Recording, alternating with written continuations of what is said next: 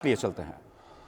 आज के जनरल परवेज़ मुशर्रफ से मुतल्लिक तफसीली फ़ैसला के बाद जो 17 दिसंबर को मुख्तसर फ़ैसला आया था, उसके रिस्पॉन्स में जो ख़दशात का इजहार किया गया था, वो आज के तफसीली फ़ैसले से वो ख़दशात सही साबित हो रहे हैं। आज के फ़ैसले बिलखुसूस इसमें इस्तेमाल किए गए अल्फाज इंसानियत, मज़हब, तहज़ीब और किसी भी इक़दार से बालातर हैं। अफ़वाज पाकिस्तान एक मुनज़्ज़म अदारा है। हम मुल्की सलामती को कायम रखने और इसके दफ़ा के लिए अपनी जानें कुर्बान करने के हलफ बरदार हैं, और ऐसा हमने पिछले 20 साल में अमली तौर पर करके दिखाया है कि वो काम जो दुनिया का कोई मुल्क, दुनिया की कोई फ़ौज नहीं कर सकी, वो सिर्फ़ पाकिस्तान ने और अफ़वाज पाकिस्तान ने अपनी अवाम की सपोर्ट के साथ उसको हासिल किया। मैं पिछली बहुत सारी प्रेस कॉन्फ्रेंसों में जब भी आपसे बात की तो nature and character of war के ऊपर बात की कि हम कन्वेंशनल जंग से सब कन्वेंशनल जंग और उसके साथ लड़ते हुए बेहतर होते हुए आज हाइब्रिड वॉर का सामना कर रहे हैं। तो हमें इस बदलती हुई nature and character of war का भरपूर एहसास है। उसमें दुश्मन, उसके सहूलतकार, आलाकार, उनका क्या डिज़ाइन हो सकता है, वो क्या चाहते हैं, उन सब की भी हमें समझ है। जहां दुश्मन हमें दाखिली तौर पर कमज़ोर करते रहे, अब उस दाखिली तौर पर कमज़ोर करने के साथ साथ बैरूनी जो उनकी ख़तरात हैं, उनकी तरफ से भी आवाज़ें उठ रही हैं। आपने देखा होगा इंडियन आर्मी चीफ का कल का क्या बयान आया, उनकी लाइन ऑफ कंट्रोल पे क्या कोशिशें हैं। तो मैं बताना ये चाह रहा हूँ कि मुल्क की सलामती का एक अहम अदारा होते हुए हमें इस कंप्लीट पिक्चर की विजिबिलिटी है कि किस तरीके से पाकिस्तान को दाखिली तौर पर कमज़ोर करने की कोशिशें होती रही और अभी भी हो रही हैं, और उसका फ़ायदा उठाते हुए जो बैरूनी ख़तरात हैं वो कैसे इम्प्लीमेंट हो सकते हैं। अब इन हालात में चंद लोग अंदरूनी और बैरूनी हमलों से हमें इश्ताल दिलाते हुए आपस में भी लड़ाना चाहते हैं और इस तरीके से पाकिस्तान को शिकस्त देने के ख्वाब भी देख रहे हैं। ऐसा इंशाल्लाह नहीं होगा।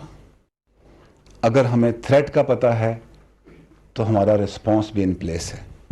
अगर हम बैरूनी हमलों का मुकाबला कर सके, अंदरूनी जो दहशतगर्दी थी उसका मुकाबला कर सके, तो इंशाअल्लाह जो मौजूदा डिज़ाइन मुल्क दुश्मन कुव्वतों का चल रहा है उसको भी समझते हुए उसका मुकाबला करेंगे। जैसा कि आर्मी चीफ ने कल SSG हेडक्वार्टर के और वहाँ पे कहा था कि हमने इस मुल्क को इस्तेहकाम देने के लिए बहुत लंबा सफ़र किया है, बहुत कुर्बानियाँ दी हैं, अवाम ने दी हैं, अदारों ने दी हैं, अफ़वाज पाकिस्तान ने दी हैं। इस इस्तेहकाम को हम किसी भी सूरत रिवर्स नहीं होने देंगे। हम अपने कदम जो बढ़ते हुए कदम हैं इनको पीछे नहीं हटाएंगे और अंदरूनी और बैरूनी दुश्मनों को इंशाअल्लाह नाकाम करेंगे। अफ़वाज पाकिस्तान सिर्फ एक अदारा नहीं है, ये ख़ानदान है। हम अवाम की अफ़वाज हैं और जज्बा ईमानी के बाद अवाम की हमायत से मजबूत हैं। हम मुल्क का दफ़ा भी जानते हैं और अदारे की इज़्ज़त और वक़ार का दफ़ा भी बहुत अच्छी तरह जानते हैं। लेकिन हमारे लिए मुल्क पहले है, अदारा बाद में है। आज अगर मुल्क को अदारे की कुर्बानियों की, अदारे की परफॉर्मेंस की और हमारी यकजहती की ज़रूरत है, तो हम दुश्मन के डिज़ाइन में आके उन चीज़ों को ख़राब नहीं होने देंगे और इंशाअल्लाह हम मुल्क का भी, उसकी इज़्ज़त का भी, उसके वक़ार का भी और अदारे की इज़्ज़त और वक़ार का भी भरपूर दिफा करेंगे। अब से कुछ देर पहले आर्मी चीफ की वज़ीर-ए-आज़म पाकिस्तान से तफसीली बातचीत हुई। इस फैसले के आने के बाद अफ़वाज पाकिस्तान के क्या जज्बात हैं, और मैं मीडिया देख रहा था, एनालिसिस देख रहा था, उससे रिफ्लेक्शन मिल रही है कि जो मुहिब्बे वतन पाकिस्तानी हैं, जो समझते हैं कि पाकिस्तान किन ख़तरात से दो चार है, उनके जज्बात को भी देखते हुए ہمیں اس کو آگے لے کے کیسے چلنا ہے، یہ آرمی چیف اور وزیر اعظم پاکستان کی بڑی تفصیل سے بات ہوئی ہے۔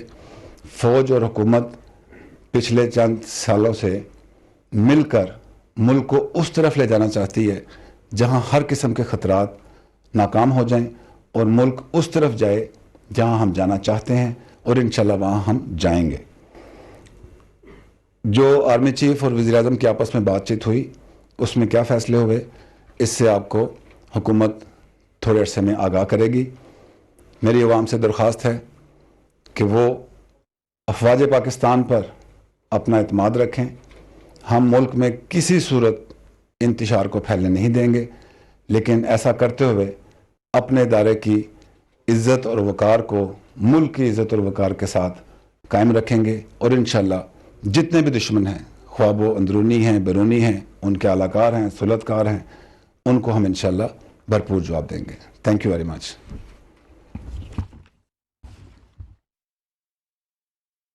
میجر جنرل آصف غفور نے نیوز کانفرنس کی ہے اور نیوز کانفرنس میں کہا کہ وزیر اعظم اور آرمی چیف کی باتوں سے متعلق حکومت آپ کو آگاہ کرے گی۔ انہوں نے مزید کہا کہ بیرونی خطرات کی طرف سے بھی آوازیں اٹھ رہی ہیں۔ افواج پاکستان ایک منظم ادارہ ہے، ہم ملک دشمن قوتوں کا سامنا کریں گے۔ ملک پہلے، ادارہ بعد میں ہے، ادارے کا دفاع بھی جانتے ہیں، ہم ملک کی عزت اور ادارے کی عزت کا بھی بھرپور دفاع کریں گے۔ فوج حکومت کے ساتھ مل کر ملک کو وہاں لے جانا چاہتی ہے جہاں ملک پوری طرح محفوظ ہو۔